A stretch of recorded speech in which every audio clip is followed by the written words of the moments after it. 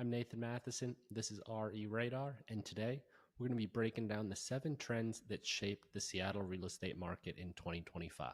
Here on RE Radar, if you have not been here before, we are all about education, all about informing the general public and just people about real estate techniques, real estate knowledge, just anything to do with real estate. RE Radar tries to bring that forward to you guys and help you out to help you better succeed at real estate in your life, whether that's you're looking to buy your first home, you're looking to sell a home, or you're looking to get into investment properties, whatever it may be, real estate related. RE Radar is meant to be your one-stop shop for it all. So today, what we're doing is going over the 7 trends that shaped the Seattle real estate market in 2025. And I apologize if my voice is a little different, as I am still coming off of a little sickness I got over Thanksgiving. So stay with me here. But jumping right into it, this year was interesting. Not chaotic like 2023 and not frozen like early 2024. It was a year where the market, it finally took a breath. Buyers, they re-entered the chat. Sellers, well, they had to remember what pricing realistically actually meant. So let's jump right into it with just the first trend. Trend number 1 is mortgage rates. They finally eased. So rates, they finally loosened up. And I'm not saying they dropped off a cliff because, well, they didn't. But what happened was they slowly went down and they just slowly eased down far enough to where buyers stopped stressing nonstop every night over what mortgage rates were and understood that, okay, it's time to start shopping around for a house. Rates, what did they get to? Well, they got down below 6.5%, even got as low as 6.1% at times. So it's not like it was a 2% drop or anything insane like that. But what mattered most was that psychology. Once the buyers saw that rates were getting below 7% and trending downwards, even just a little bit, the mindset shifted for them from, I guess we're going to be renting forever, to, okay, we might as well go out there and look at a few homes while we have the chance on the weekends or whatever it may be. And I think that this trend will continue in 2026 as interest rates, in my opinion, are going to just slowly but surely inch their way down. And 2026, we'll see them hang around maybe the 5%, high 5% range at times. And with the rates that we saw in that mid 6%, low 6% range, showing activity picked up, lenders got more calls, buyers regained that confidence a little bit. See, rates didn't have to fall a ton. Everybody knows we're never going to see 3% rates again, or at least we probably shouldn't. They just need to stop rising and get out of that 7% range. And then buyers, they felt more comfortable, they understood the market better and decided, okay, it's go time. Now, the next trend is that inventory rose, but not quite enough to create a true buyer's market or anything like that in Seattle. Now, with those rising inventories, it created what I believe was a much healthier market out there, a much healthier real estate market. We needed more homes, buyers needed more choices, and in 2025, that's what we got. But this is important. Keep this in mind. We still did not cross that magic line of a true buyer's market. Still in a seller's market, but it's closer to a more even market. Even though we did see the most homes on the market in Seattle in over 10 years, but no buyer's market. As well, Seattle is just structurally undersupplied and is going to be a seller's market nearly every single year unless something absolutely obscene happens. You've got the zoning here where it was traditionally all single family zoning with very little multifamily zoning. So you've got built in just pockets of pure single family areas, not enough condo complexes really, aside from downtown Seattle, which of course is not a popular area at the moment. And you've got the geography with Puget Sound, Mount Rainier, the mountains. All that makes it so it's constrained in where you can build with regulations for builders and just all this. And then job growth of Seattle with people wanting to come here, wanting to move here. You're bringing all these people in, and well, the supply is just undersupplied always in Seattle.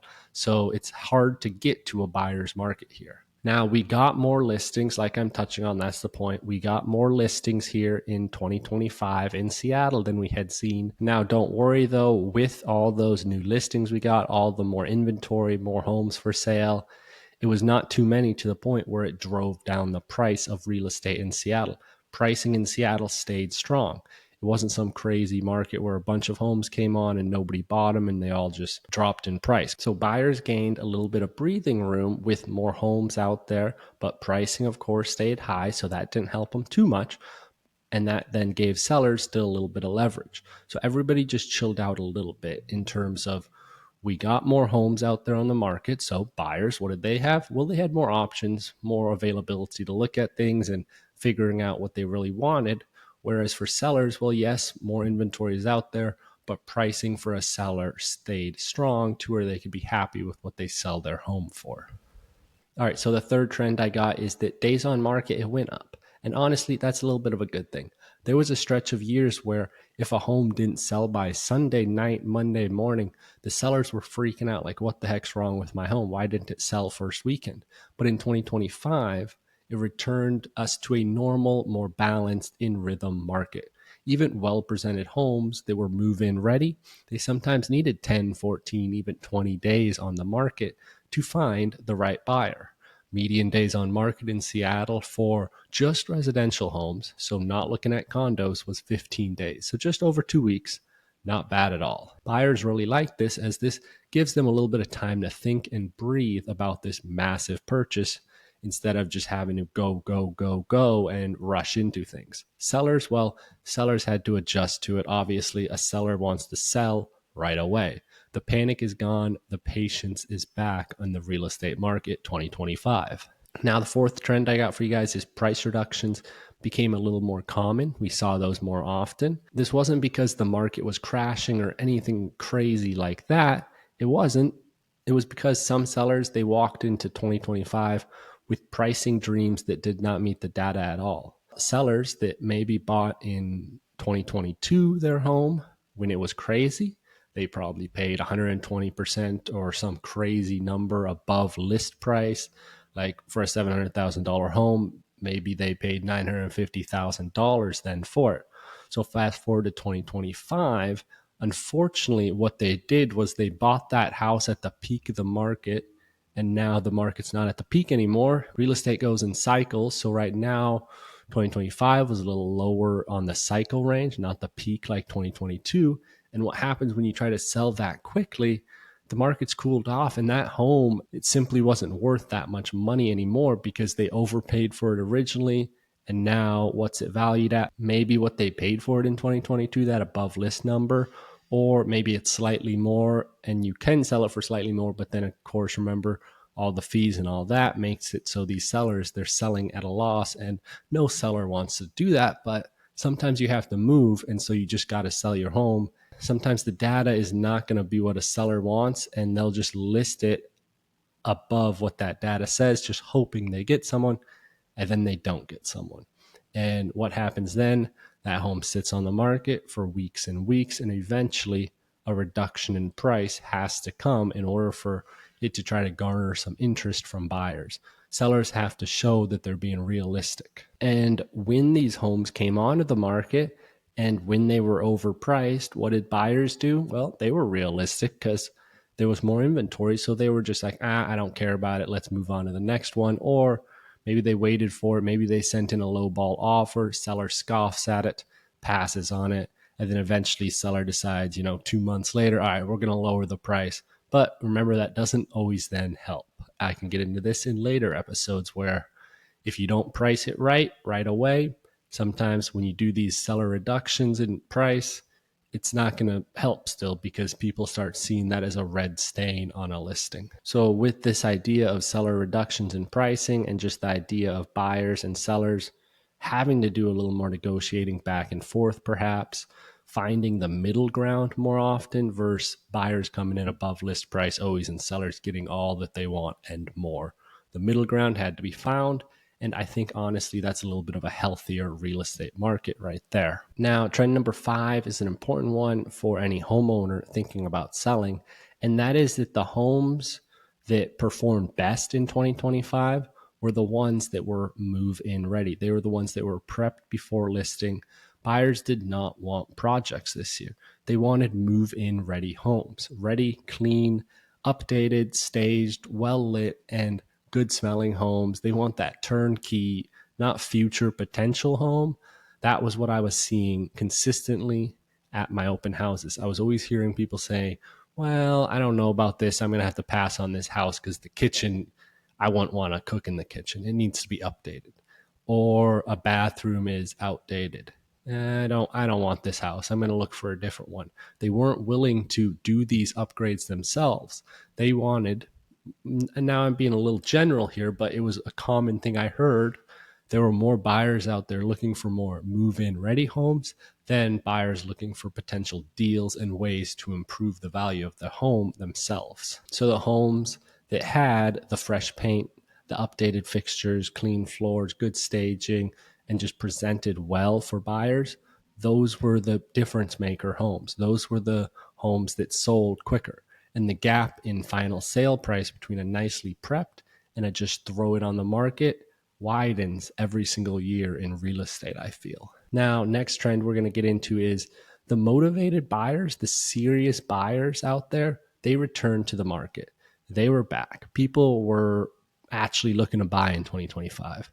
These were the folks that kind of spent 2023 and 2024 just waiting on the sidelines, waiting for mortgage to hit that sweet spot, waiting for inventory to appear, waiting for the chaos of the COVID market to disappear completely. And this year, they got just enough clarity to jump back into the market. They weren't just looky-loos coming through open houses saying, maybe we'll buy, maybe I don't know. They were people who were prepared, educated, pre-approved buyers who were ready to make a move, and their return to the market really kept the wheels of this real estate market in Seattle turning. Now, final trend for you guys, trend number 7 is townhomes and condos. Well, they struggled. Prices for those, they softened. Median sale price in January 2025 for Seattle condos was $650,000. In May, down to $570,000 was the median sale price. And in November, down to $542,000 for the median sold price. That's about $100,000 difference in 11 months. Days on market for condos also stretched like a winter sunset. They hit 30 days in September. Some listings, well, they just sat waiting for 200, 300, 400 plus days. There's some condos in downtown Seattle on the market for.